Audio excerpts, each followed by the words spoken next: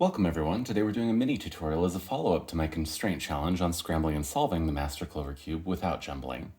As I mentioned in the challenge video, the restriction to not use jumbling when solving the puzzle actually complicates things in entirely distinct ways from having to worry about jumbling. It's not as simple as it appears. So just to recap, the challenge is to scramble and then solve the master Clover cube without jumbling the puzzle at all. The initial process for solving this puzzle is very straightforward. You turn the edges so that they match each other on each face, so like they already are like this. And then you can mostly solve all the pieces using commutators of adjacent turns like this. You can do this to access these small petal pieces. The mirror image of this also works. And I'll undo that. And then you can also do this to access these center petal pieces, so like this.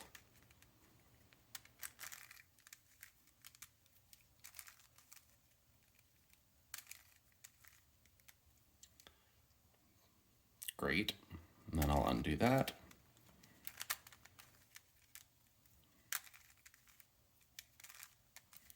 And then if you want to move blocks around, of course, you can also do things like this.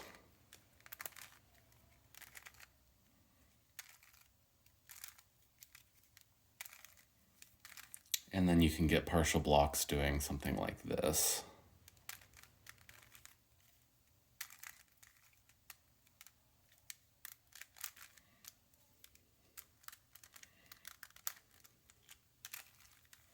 And of course, the mirror image of that works too. Okay, so that's the easy part of the solve. And like I said, you can get most of the way there just doing that. Oop, I have made a mistake. That's okay. Easy fix. All right, so if you're lucky, that'll be it for the solve. But there's something kind of like a parity case to worry about now.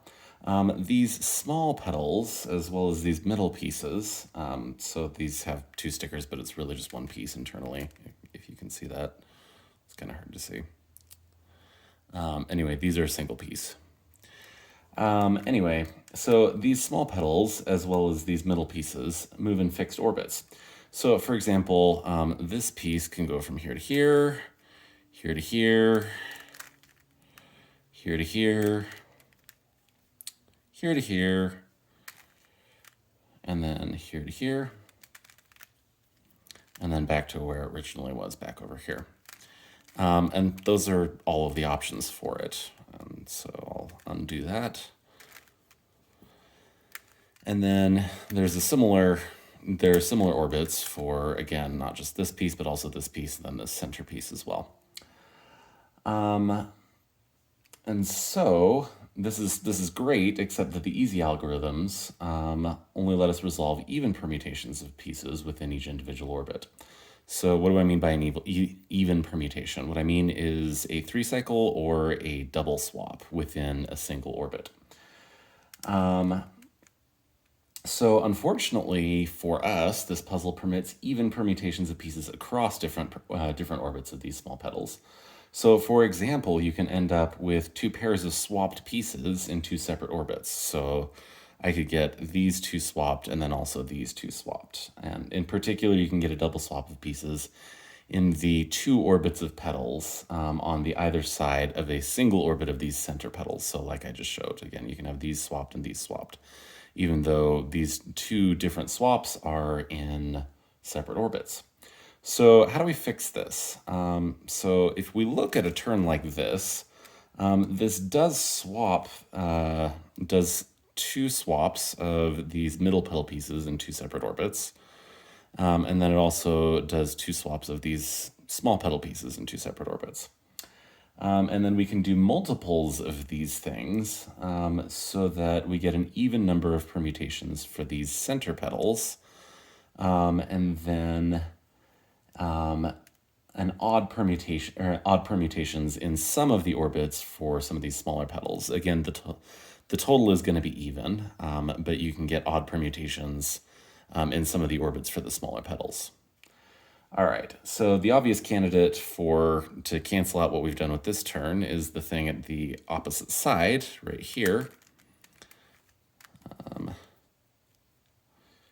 And then if I do that turn back there as well and then solve things usually or using the simple algorithms again, I'll have 4 pairs swapped, one in each of these small orbits of petals. So we have 2 orbits along here and 2 orbits along here. And here's what that looks like. Okay, so ultimately you get something that looks like this, with these swapped opposite like this. And then if you do the 3 cycles, you can move these around so that you get something where it's these two pairs swapped instead of these in the back. Something else I tried was doing all 3 of the turns around a corner like this.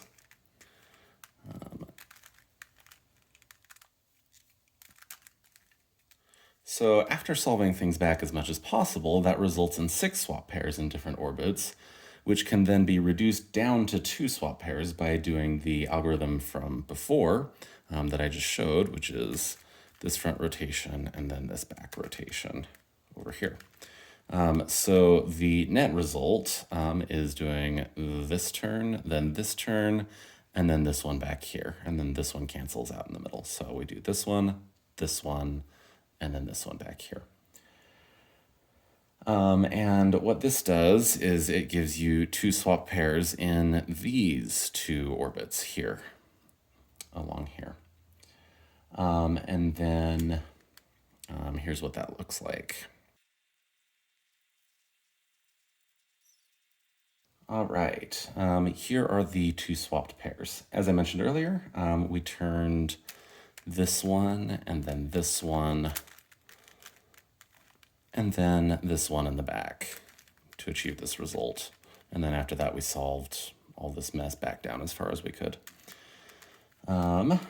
So the mirror image of this works for handling swaps in, so if you have swaps in these 2 orbits instead, you can just orient the puzzle like this and then do the same thing to swap these 2 instead. And then that's all there is to it. So I hope you've enjoyed this constraint challenge and the corresponding solution. Have a great day. Thank you.